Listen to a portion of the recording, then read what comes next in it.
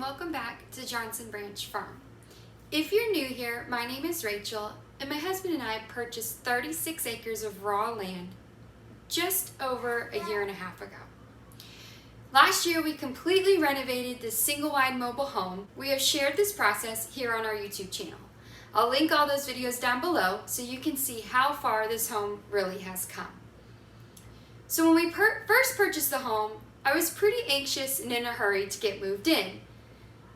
That being said, I did rush some of the color choices and decor, and although the kitchen looked beautiful the way it was before, I was finding I was having a hard time with the white cabinets and getting things to match up with the blue.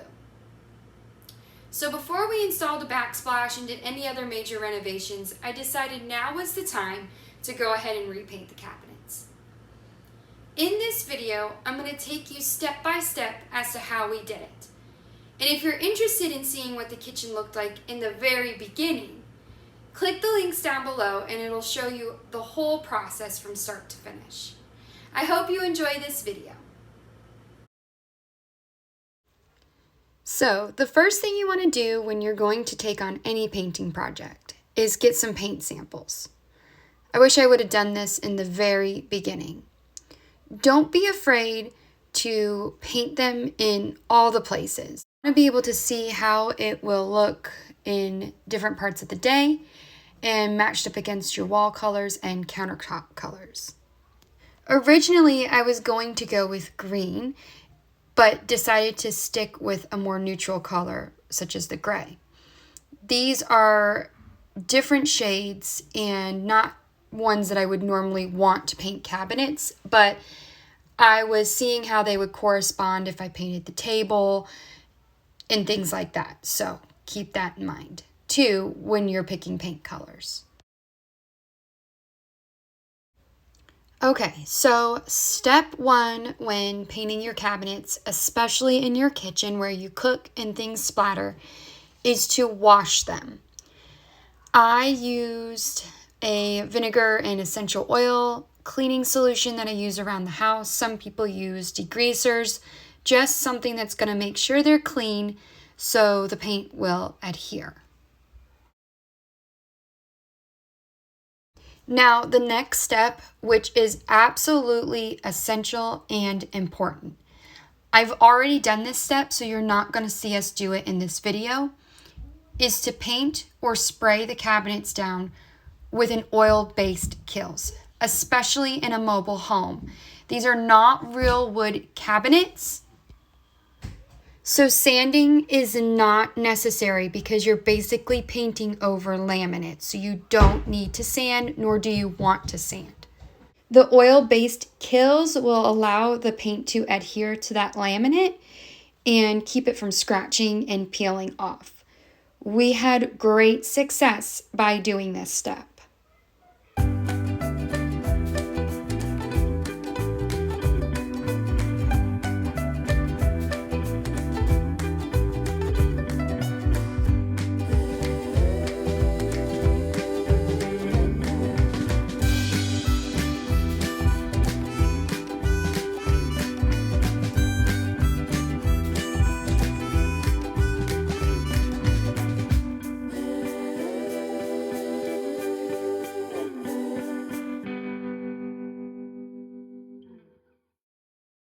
You'll see over the course of this video, it took me quite a few days to get this project done. I would paint in between meals, in between tasks like starting seeds and homeschooling, taking care of animals. So basically I was painting every chance I got.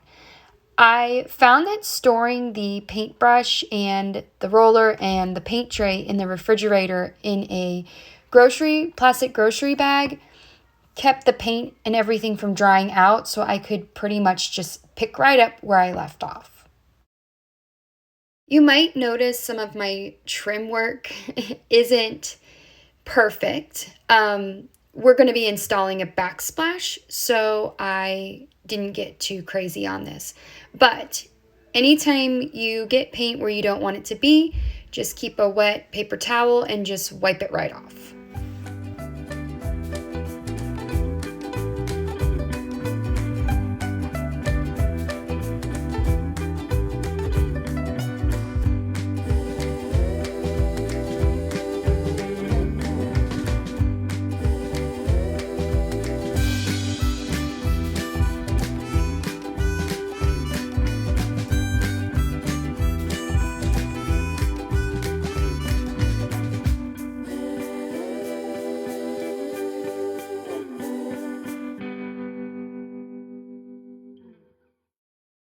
I didn't really follow any order with this.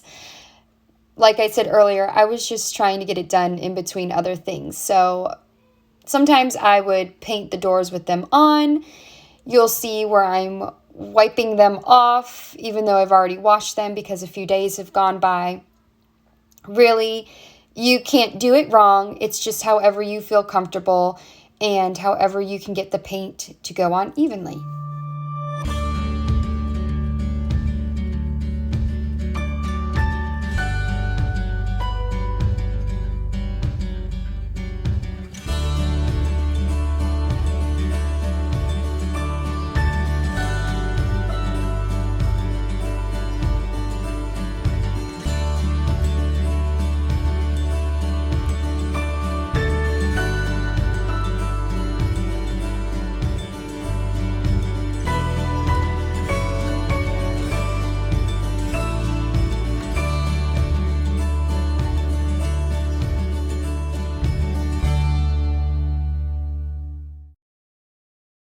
The most tedious part is taking the doors off and all of the hardware, painting it, waiting for it to dry, and then putting it back on.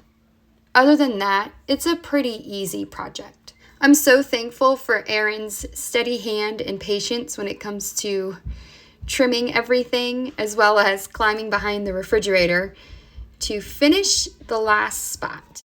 The color I chose was Chelsea Gray by Benjamin Moore.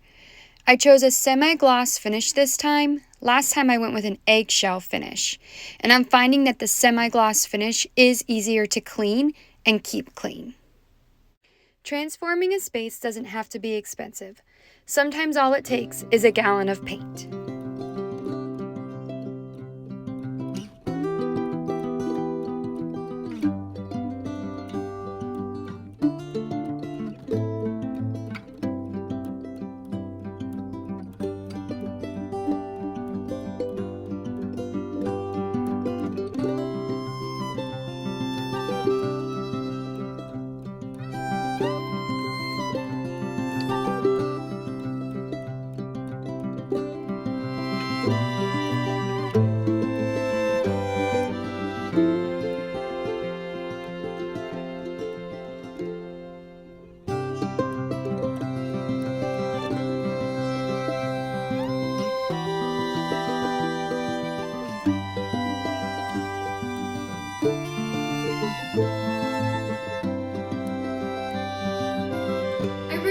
Found that video helpful and inspiring. Just because you choose a maybe cheaper option or one that kind of goes against the norm, that doesn't mean your home doesn't get to be what you want it to be.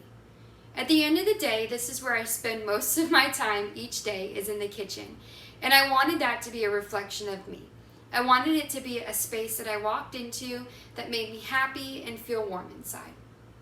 And I feel like I'm well on my way to achieving that look. Thank you so much for watching and following along on our journey. If you're interested in seeing more renovation projects and things around the homestead, click the subscribe button. We'd love to take you along on our journey. Thank you, and God bless.